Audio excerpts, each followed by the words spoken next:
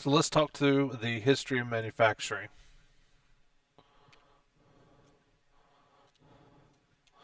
So we'll click on over to the next slide. So the overview that we're going to talk about today is the need. Why do we have a need for manufacturing? A little brief history of the manufacturing, key figures, examples of manufacturing processes we use today, and this is a super high level overview. In each of the items that we're going to talk about, you can spend a college degree, especially when you talk about all the different manufacturing processes. So we're going to hit it as super high level, very, very basic, very, you can dive much, much, much deeper than we're going to go. I'll try to make it as interesting as possible. And as quick as possible. Okay, so let's go to the next one. So, why do we manufacture? It is extremely important to our way of life here in America. It is 12% of the gross domestic product. So, that is all the money that is made in America, 12% comes from manufacturing. And there's many people that says that manufacturing is dying in America. That's not the case. Is it less than it used to be? Yes, because post World War II, the United States was responsible for about 92% of the world's manufacturing, and that's really a byproduct of World War II, how we scaled up massively to basically outproduce, outmaterial the enemies that were in World War II. Um, Manufacturing is still extremely important, both to Kentucky and the United States, and about 8% of the total U.S. workforce is still working in manufacturing. So it is a very important part of who we are. And if you are currently in Scott County, Kentucky, which you probably are since you're listening to my lecture here, we know that manufacturing, the Toyota Motors manufacturing in Kentucky is our largest employer. It is the driver of the Scott County economy. It is the reason why many of your parents and families are employed in Scott County. So extremely useful to us. So just a quick history of manufacturing. Prior to the 19th century, 17th century is really kinda in the 1700s is when the birthplace, the start of what we call non-artisan, so some mass manufacturing starts to begin. So prior to the 1700s, prior to the 1800s, most manufacturing, if you needed something, you had an artisan or an expert craft you one. All right, because everything was really a handmade product. One thing I want to point out with the mouse here, we typically, when we start talking about artisans and handmade products, we think of the guy, typically it's a guy or a girl working at a loom or carving something, doing something with your hands, and that's a little bit it's a little bit accurate and it's a little bit inaccurate. When we're talking about artisanal manufacturing, we're talking basically one-offs, okay, and it can be something as complex as this Rolls Royce is still today considered artisanal manufacturing. There are a group of experts who can do everything, um, creating piece by piece the Rolls Royce that you see here. Okay, when they get a drive shaft, right, from a casting, the artist will bring it in. They will use computer numerically controlled machines to machine it. They will place it into the vehicle, and then they will bring out tiny um, pieces of sandpaper and stoning blocks and make it, and by hand make the drivetrain, the cams, the valves seat perfectly. All right, and they'll do that entirely by hand. What we are getting away from when we start talking about mass production is we're talking about more less what they're making and how they're making it. We're talking about um, not being created by an expert, but being created with some person who has been trained to be expert in one little tiny area. All right, so when we're talking artisanal, I can do anything with metal. All right, I am an expert in creating metallic sculptures. All right, or right as we move into mass production, I am an expert in hitting these two buttons and diagnosing this machine if something goes wrong. All right, so we take the learning curve and make it much smaller, make it much more accessible. Um, if we look at prior to the 19th century, um, usually in American schools, we hear about Eli Whitney, but really I like to talk about someone who came, 50 years before Eli Whitney, by the name of John Wilkinson. He's quite the character. He is British. He came from money. It turns out that his ancestral lands had two of the major components of the Industrial Revolution. He had, three actually. He had coal to run the furnaces. He had iron ore that we would then heat with the coal, right? And then he had rivers running through his property that he could use for power, all right? Because this is all pre-steam engine. If you wanted to move something, you needed animal or water power or wind power. Okay, we didn't have the steam engine where we could have something rotating or moving anywhere we wanted. All right. John Wilkinson was a character. They called him Iron Mad because he was in love with iron. He had a pulpit built for himself so he could stand in front of his workers on top of this iron monstrosity and, tell them about his day, give forth lectures or whatever he needed to talk about. He built towers, monuments out of iron. He made his guests eat on iron plates. He really was, he really fell in love with iron. Um, and one of the places where he really made a ton of money is he is the first person who devised a way to accurately bore cannons. All right. Um, Let me switch it over to this view. All right. The way cannons used to be made, right, is we would cast them. All right, and they would do this vertically. So here's my cannon, very rough. There's a little thing on the end, and they would cast them because the machines were not very good with a hole in the middle. All right, and if you try to pour hot metal, in this case it was iron or brass, into something that had, and this is called a core, right?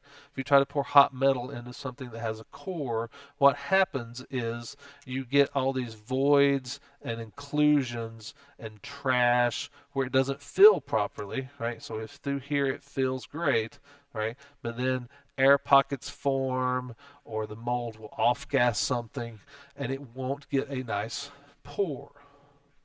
All right, and so then when they went to clean this up, this was not perfectly smooth and the same size all the way down. Also, with this giant void, right, the cannons would sometimes warp, all right, and they would get a bend in them. So what Mr. Wilkinson was able to do, right, is he figured out I can cast those completely full. All right, I don't have any holes. And then now I can take a giant machine powered by a water wheel, all right, and cut out the inside using a tool.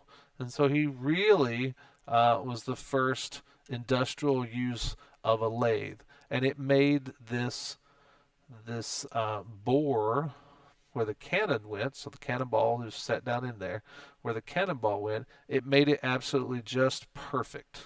All right. And if you hear about how Great Britain in the time of our country's founding was the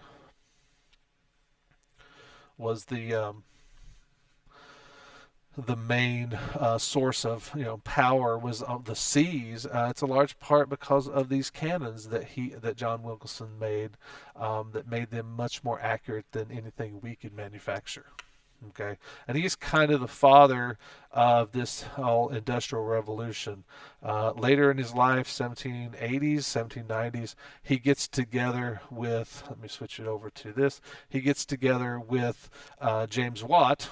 All right, and because he's already used to drilling, lathing out, machining out the insides of these cannons, so think long tubes of metal, right? He is now used. He now can apply that to the pressure cylinder of James Watt's steam engines, and so he makes his steam engines possible because he's so accurate in his manufacturing of the chamber that the steam gets injected into. All right. Um, Usually you don't hear about that guy in history. I want to throw him in there because he's pretty fascinating. Eli Whitney, every American hears that Eli Whitney invented the cotton gin. Gin is just short for engine. It's just a mechanical way to remove cotton seeds. So you did not need the slaves working hours and hours, days to pick out the cotton seeds. Instead, you could have this machine do it, and it really allowed um, the South to create um, to make a lot more of production of cotton. Here's the thing, though. Eli Whitney, great engineer, right? Terrible, just terrible businessman. He wound up not really making any money off his cotton gin, though that's what his name is known for today. He went bankrupt and went up north and was able to basically scam his way into a 15,000 musket order of rifles for the U.S. War Department with his idea of, hey, I can break the production process down into smaller and smaller parts and make each of the parts, so every screw that's in the gun, I'll make them the same. All right. Every trigger assembly that's in the gun, I will make it the same.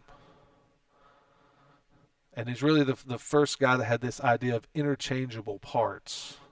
All right. And the War Department was like, that's fantastic, right? If I'm out in the field and my trigger assembly breaks, I'll just replace it with a new one. And then my soldier has a weapon, right? Which is super important. Um, Eli Whitney was basically a giant con artist when it came to this because he basically faked that demonstration to get the 15,000 muskets order. But he never implemented it in his factory. So he's generally credited with the coming up with the idea of interchangeable parts, but he is not credited with actually producing those interchangeable parts.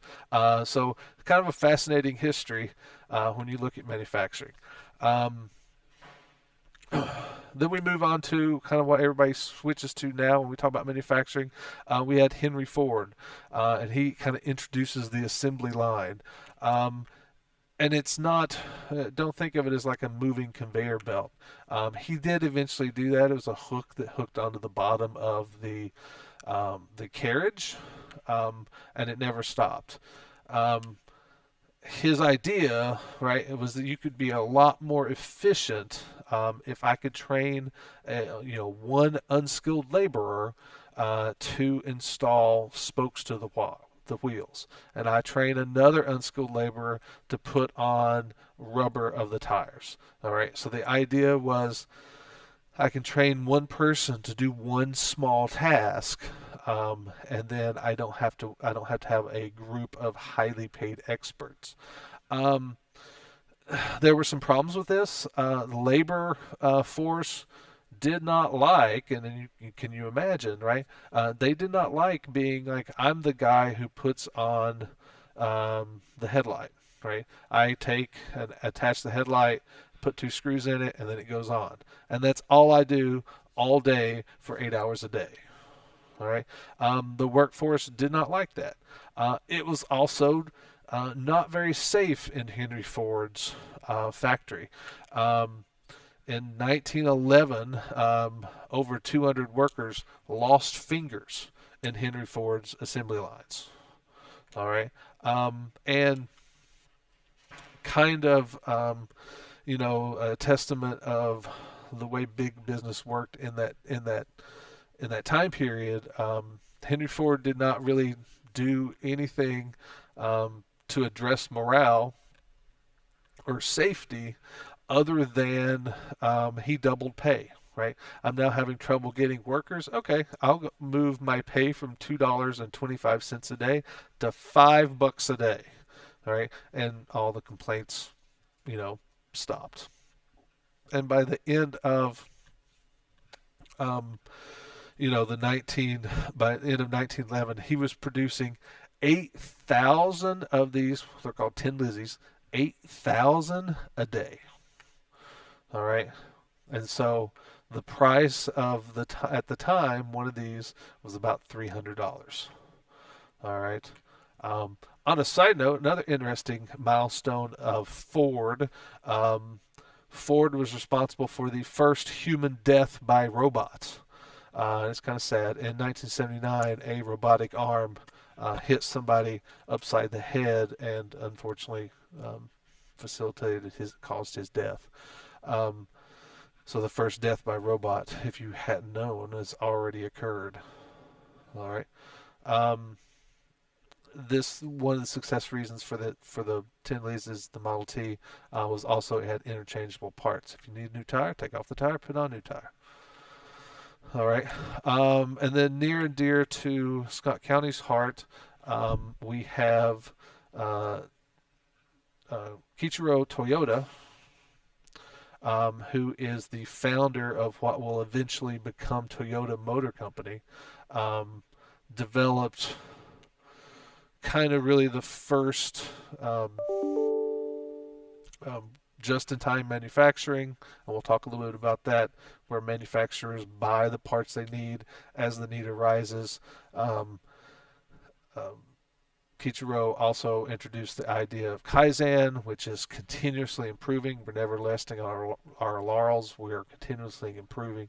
And the important part there is listening to the worker who's doing it. And if they have an idea that will eliminate waste, let's implement it. Um, and they also dealt really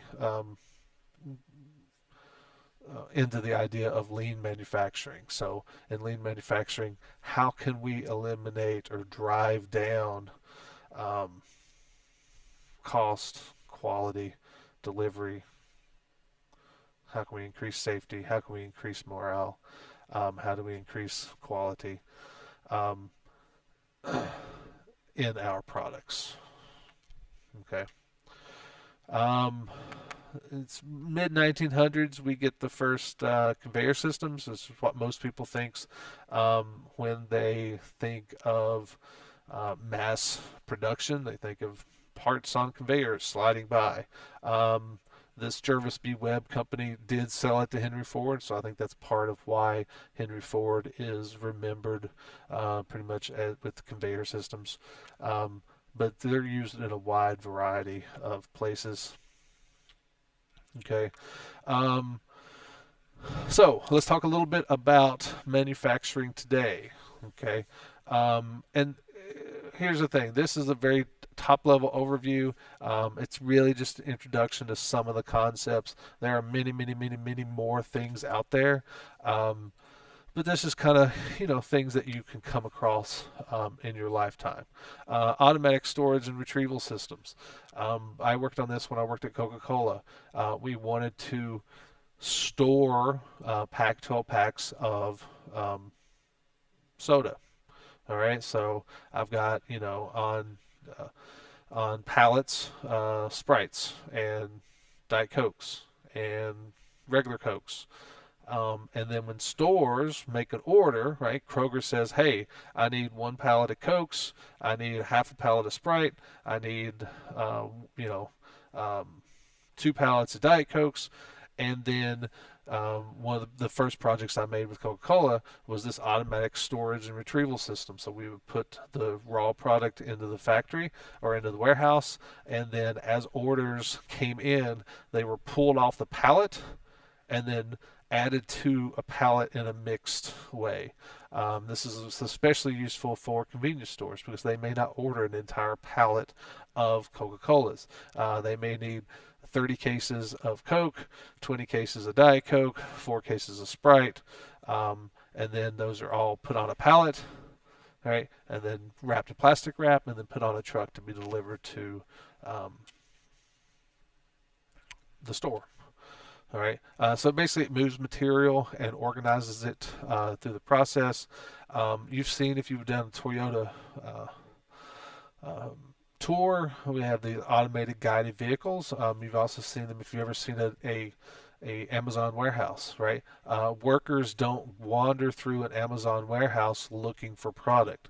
Workers instead um, stay in one spot, and these automated guided vehicles that are basically warehouse shelves come to them, and then they find the product. It says it's in bin 3. They find the product they're looking for, and then the robot, the AGV, moves off on its own. Okay.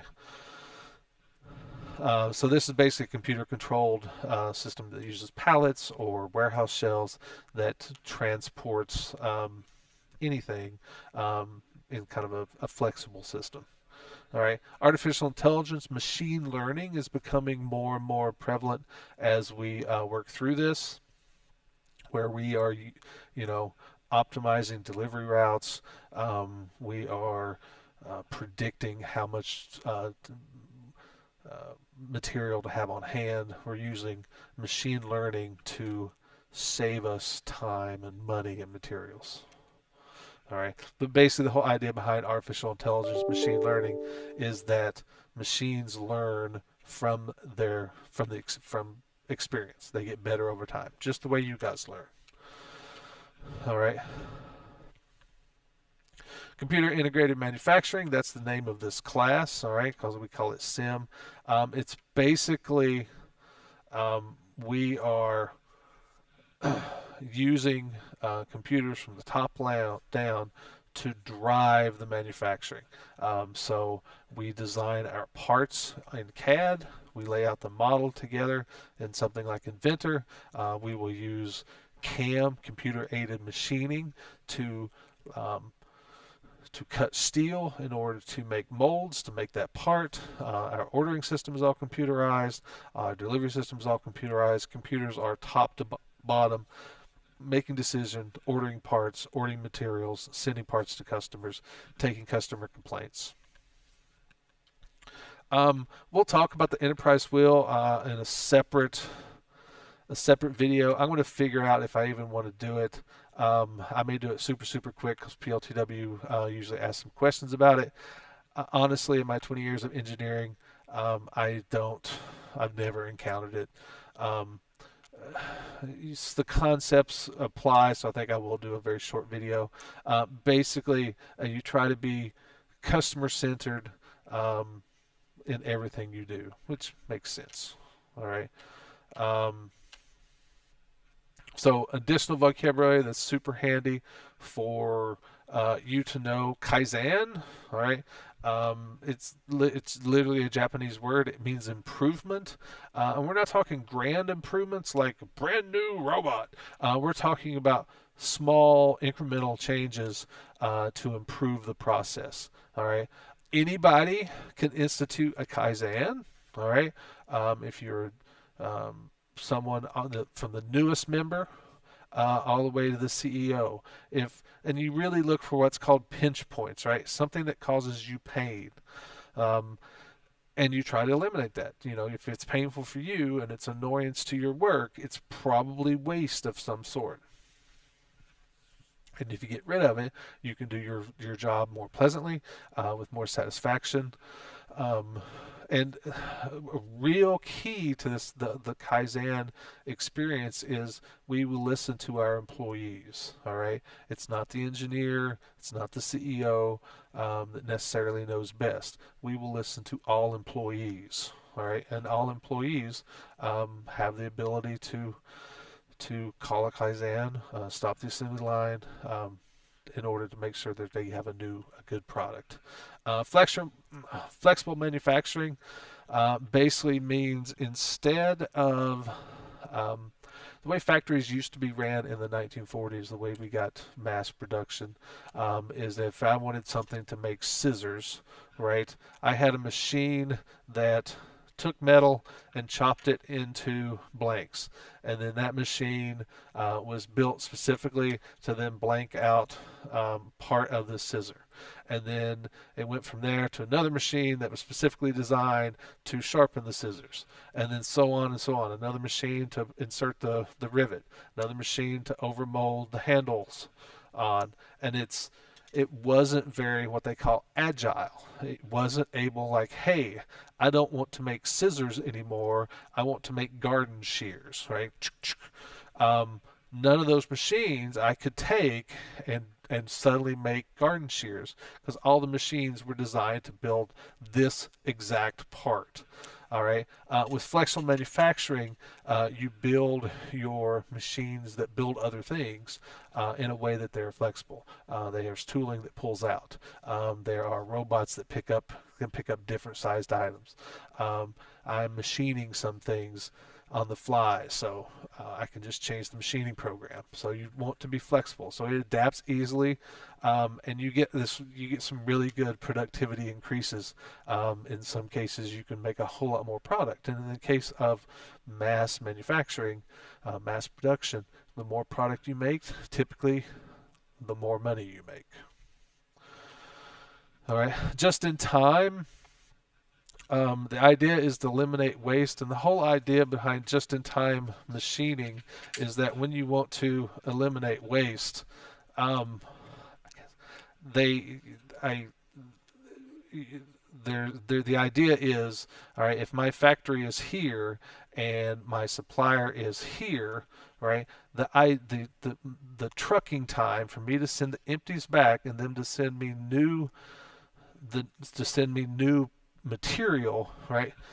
Putting those on a truck, all right, the act of loading the truck, put them in a, something so they don't get damaged, moving the truck over here, unloading them, warehousing them in my factory, is all um, it's all waste.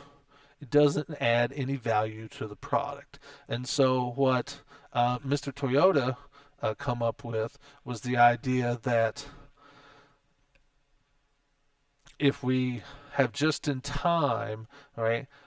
Typically, my factories, the places that I'm looking to get product from, are ideally close by, right? And I'm not warehousing, right? I'm sticking them in a warehouse and wasting all that time and effort to have somebody put them in a rack somewhere and then somebody to go get something out of that rack later, right? If I need 10 parts today, this factory, which hopefully is close by, will send me 10 parts, right? If tomorrow I need 12, they're going to send me just 10. And it may be that they send me 5 in the morning and 5 in the afternoon. All right. So you get the parts just in time. All right. And let me switch over to, and it went forward on me. Okay, so the idea is to eliminate waste. It produces mixed products, and it utilizes workers that have trained to do more than just one thing. Okay, Toyota production system, you usually see that applied to automotive manufacturing. Really began in Japan in the 1980s, and it used to make manufacturing more efficient. All the activities are highly coordinated. to occur just at the right time. I need this now. Hey, look, here's my part coming to me right now. I'm not storing anything. Um, I'm not paying for the cost of goods that are just sitting on my floor. I need it to make a product. I've got it to make a product. And then lean manufacturing, you'll hear that quite a bit. The whole point of lean manufacturing is just eliminate waste. And a lot of what I've described when we were talking about the system of factories, storing something somewhere, putting it in a bin, it's not, that's all waste. Okay. Anytime that I take something and I put it down, and then I do something else, and I come back and I pick it back up. All right, all that putting it down, picking it back up does not add any value to the product. We want the entire system to be coordinated to produce as efficiently as possible. All right. In your work, you will have a lean manufacturing video. I think I put a couple in there that I want you to take care of. It doesn't look like this. The picture that's there, but I have a couple of videos on lean manufacturing that I want you to go over. And then the last kind of things that we're going to talk about is Six Sigma. All right, where lean is involved with getting rid of waste, Six Sigma is all about controlling your process. Okay, so I have an injection mold machine, and when I inject plastic at 200 tons of pressure, and I hold a clamping force of 150 tons, it's not exactly 200 tons of pressure each time. Might be 199.2, 199.7, right? My clamping pressure may not be exactly 200 tons. Might be slightly off. And so you want to control all of those processes to the highest extent possible. And so what we want, and the reason it's called Six Sigma, is all about standard deviation. And we've talked about that in statistics, right? We want the process to be controlled, and that's the part you see here with the spike. We want all the process to lie within 3 standard deviations. All right. And then we want to specify, we want to have our tolerances such that the upper tolerance that's allowed is within 6 standard deviations, 6 sigma, or the lower specification limit is within -6 standard deviations. All right. And if we do this, we should have very few to no incorrectly made parts, because our process is keeping it all between 3 standard deviations, but our part is still acceptable, it's still functional, it's still working, right, at 6 sigma. All right, so that gives us a little cushion just in case, because nothing is ever perfect. You will occasionally make a bad part, but we want that number to be so infinitesimally small that it's basically 0. All right. If you look at the math, it's fewer than 3.4 defects per million parts. In some, I've worked with some automations where 3.4 defects per million is too many. All right. It depends on what the process you're trying to control, how tolerant is your part to failures. If you need to make it even tighter. But basically, we're trying to identify and correct causes of defects in order to get our processes under control. And one of the ways we do that is the 5 whys. You keep asking why until it doesn't make sense to ask why anymore. I made a bad part. Why? Well, the hard hat's too big. Why? Well, our coolant is our coolant got too hot, so it didn't chill long enough in the mold, and we had not enough shrinkage. Why? Well, our cycle times increased. Why? Well, if our cycle times get too short, then it impacts. And so you just keep asking why until you get to the root cause, right? And the real cause is, oh, we were trying to save money. Or, oh, this process is out of control because it has too much variation in it. And then you go and fix those. All right, and I think this is the last slide, rapid prototyping. Um, Rapidly come up with the new ideas, do it from a computer model, machine it, 3D print it, do whatever you can to quickly, in days, if not hours, create an idea and see if it works versus months or years. All right. Work cell. All right. That is a group of resources, machines, people, computers arranged together in order to make a particular product or particular subassembly. And then work envelope is how far the the robot the robot can reach. So, my work envelope is as far as I can reach, and it's basically the how far, how big a zone do you need to be safe from a robot hitting you in the head, because you don't want to be like that poor man from Henry Ford's day, or from the 1970s, who was the first man to die from a robot, because it still happens.